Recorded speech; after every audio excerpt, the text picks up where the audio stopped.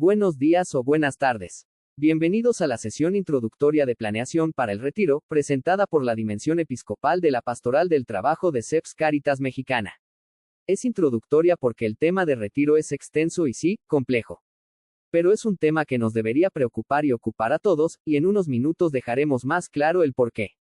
Antes que nada, agradecemos al equipo de Cáritas de la Arquidiócesis de Acapulco, ya que por iniciativa de ellos se preparó este webinar que en su versión en vivo se presentó a un grupo de mujeres emprendedoras. Esto como parte del programa de promoción integral impulsado por Cáritas Acapulco. Hoy vamos a abordar 4 aspectos del retiro en México. Vale la pena comentar que es una sesión introductoria como se dijo. Es decir, no vamos a entrar en detalles de, por ejemplo, qué trámites son necesarios para tal o cual. ¿Qué hacer si mis semanas de cotización no están bien reflejadas?, etcétera. Primero nos pondremos en contexto y hablaremos porque hoy en día es todavía más importante hablar de este tema y entender nuestro papel en un retiro digno. Esas épocas de nuestros abuelos y abuelas, o tal vez papás, que trabajaban duro muchos años, pero al final se jubilaban y gozaban de una pensión mensual por el resto de sus vidas, pues ya no está tan al alcance de nuestras manos. Hablaremos de por qué. Luego daremos una breve explicación del sistema de pensiones mexicano que cubre a las personas que trabajan, o han trabajado, en el sector privado. Para empleados de dependencias del gobierno hay ciertas similitudes, así que también les será útil. Para no estar hablando solo del futuro que a veces nos parece muy lejano, abordaremos un tema muy relevante para nuestras finanzas personales en general. Cómo entender las inversiones y la deuda puede influir grandemente en nuestro éxito o fracaso en el camino a la salud financiera y, eventualmente, a nuestro retiro. Consejos, podemos encontrar muchos. Así que en esta última sección no pretendemos recomendar una fórmula mágica ni una receta.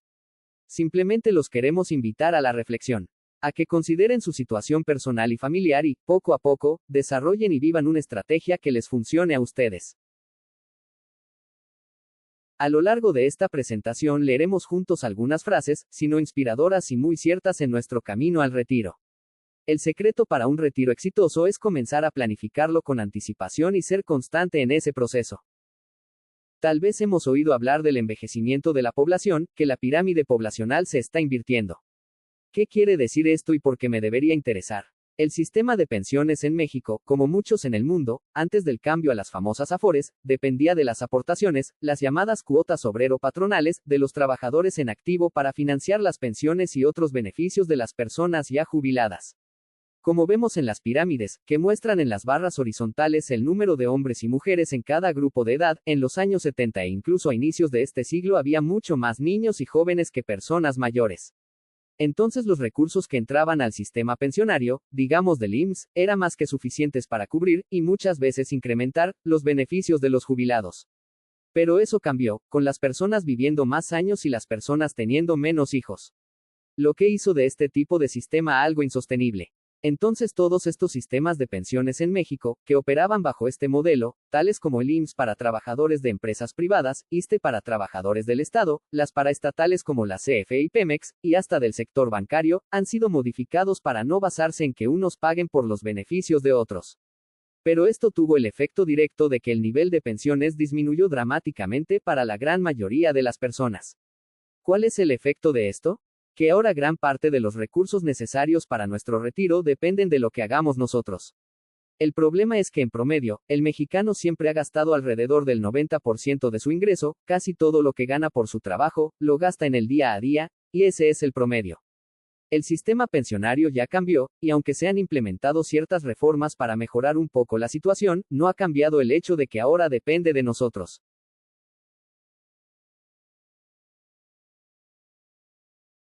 Leamos juntos, la planificación para un retiro digno es nuestra responsabilidad, no podemos dejarla en manos de otros, el control de nuestro futuro está en nuestras decisiones y acciones hoy.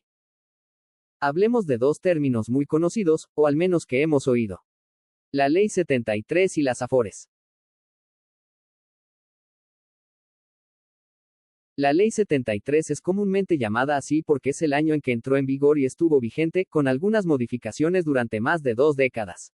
Y en 1997 se reformó el sistema pensionario en México y se crearon las Afores, administradoras de fondos para el retiro. Quien cotizó en algún momento antes de julio del 1997 tuvo la opción de mantenerse bajo el régimen anterior, que generalmente es mejor. Quienes empezamos a cotizar después de esa fecha, estamos bajo la modalidad de las cuentas individuales de las Afores. La Ley 73 se basaba en un sistema de pensiones público y solidario, como ya dijimos, unos pagaban los beneficios de otros con el supuesto que para ellos sería igual. Con las Afores pues, básicamente, ahora cada quien juntamos para nuestro retiro, por decirlo así. El beneficio que se otorga bajo la Ley 73, es decir, la pensión, se calcula con una fórmula que, sin entrar en detalles, depende del tiempo que trabajamos, o mejor dicho, cotizamos al IMSS, expresado en las famosas semanas de cotización, así como en el promedio de nuestros últimos salarios base de cotización. Notemos que trabajar no es lo mismo que acumular semanas de cotización, ya que debo estar inscrito y aportando al IMSS para que se me cuente ese tiempo. Y mi sueldo, no es lo mismo que mi salario de cotización, hay reglas para cómo calcularlo. Esta pensión calculada con esta fórmula y estos parámetros es garantizada por el gobierno y hoy por hoy, pues básicamente pagada con recursos públicos, el llamado gasto corriente. En cambio, en las Afores, las aportaciones del trabajador, patrón y gobierno se depositan en cuentas individuales, una cuenta en una institución financiera autorizada y regulada para este fin.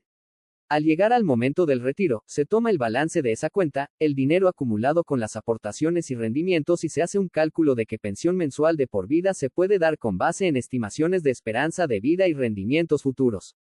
Indirectamente, esto depende de los años que cotizamos, o aportamos, y de nuestro salario de aportación, pero la gran diferencia es que el monto mensual de la pensión no depende de una fórmula garantizada, sino de cuánto se acumuló.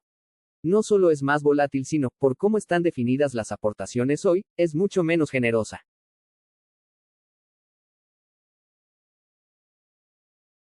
Comparemos ambas con una métrica que podamos relacionar.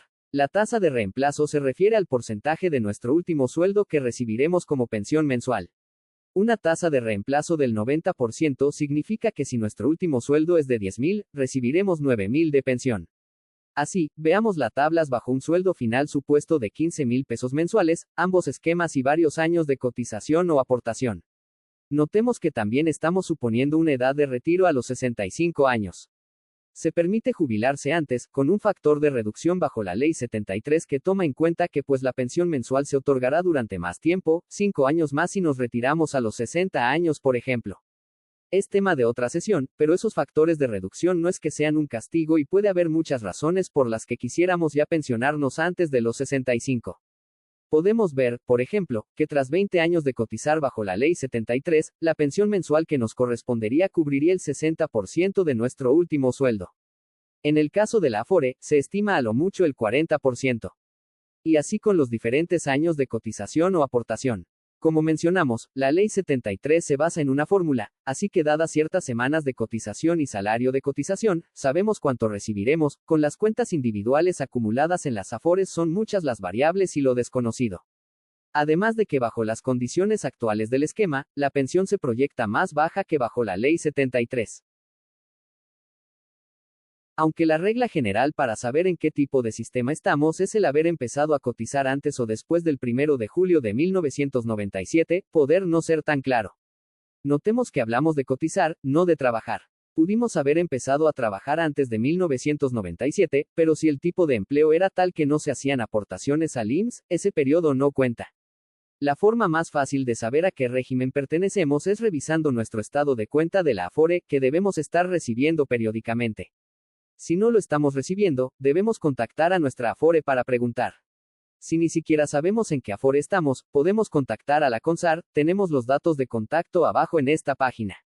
Estemos en Ley 73 o Afore, a todos nos corresponde una Afore y todos debemos recibir estados de cuenta.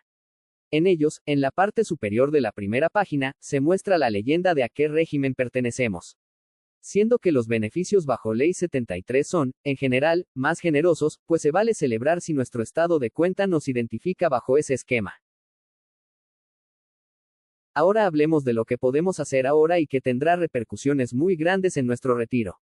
El interés compuesto. Lo bueno, lo malo y lo feo. Los intereses sobre intereses son un arma de doble filo, poderosa y útil si estamos ahorrando e invirtiendo, pero muy peligrosa si tenemos una deuda.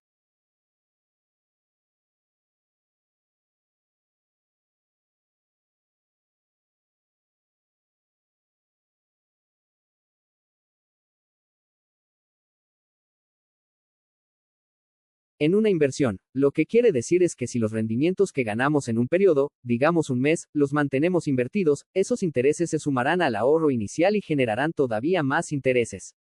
A lo largo del tiempo, este efecto es exponencial y aumenta nuestra inversión de forma importante.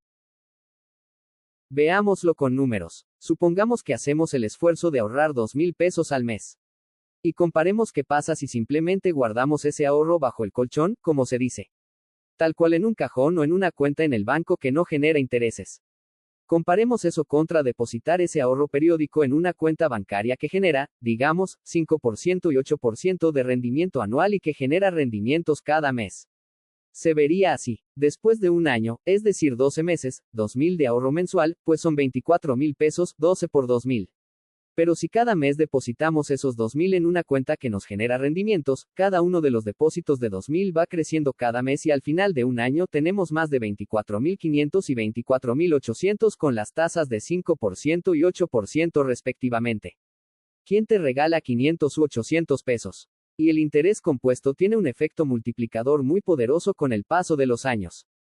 El esfuerzo de ahorrar 2,000 al mes durante 20 años, se convertiría en un ahorro total de 240,000, que es una cantidad importante. Pero veamos las columnas del 5% y 8%.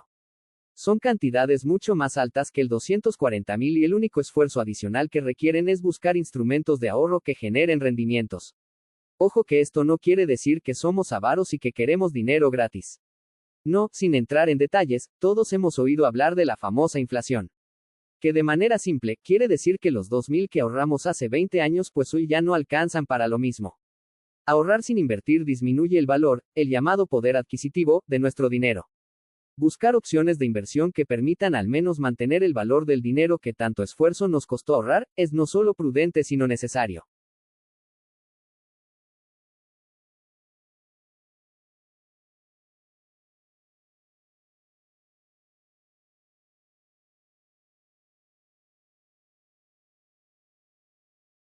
Pero lo mismo es cierto cuando tenemos una deuda.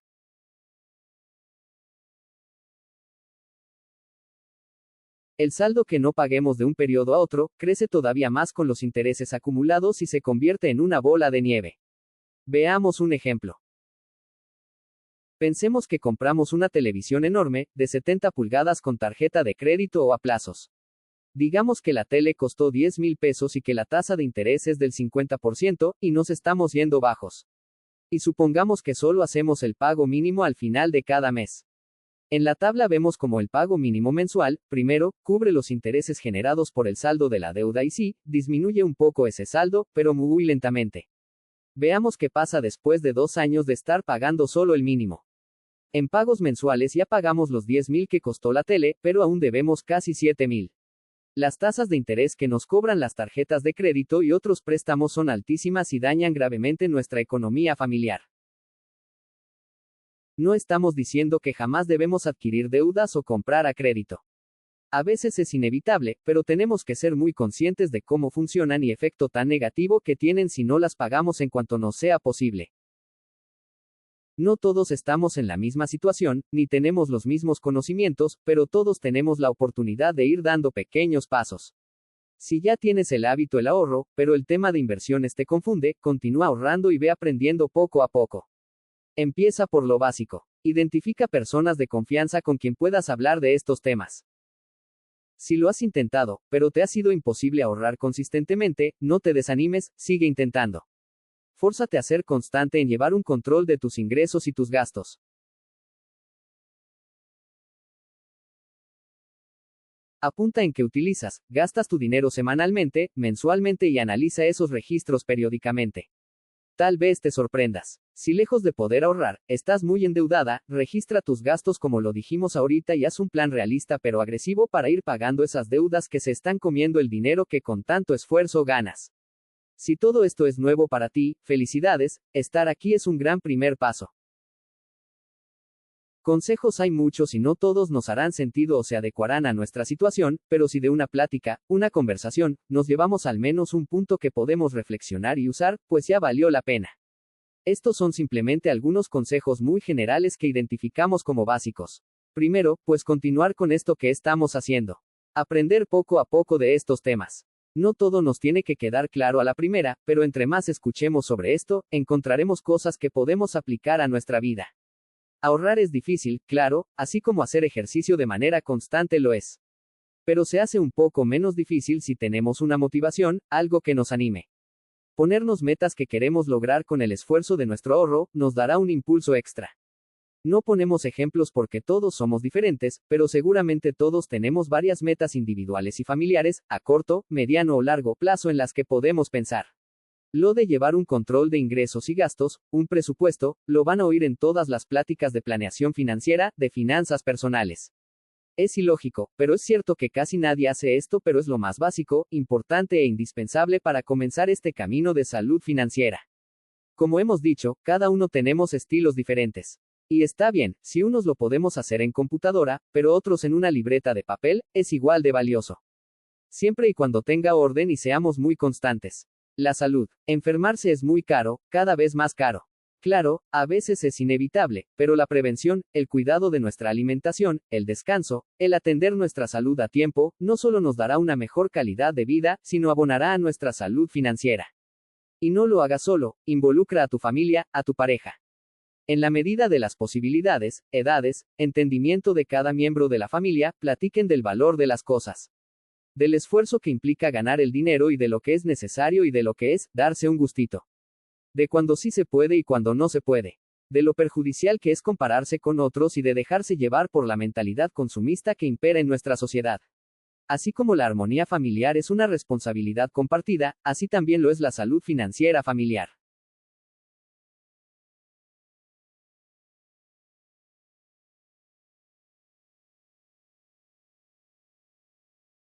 Esperamos que este contenido, aunque muy general, les sea útil en su caminar hacia la salud financiera.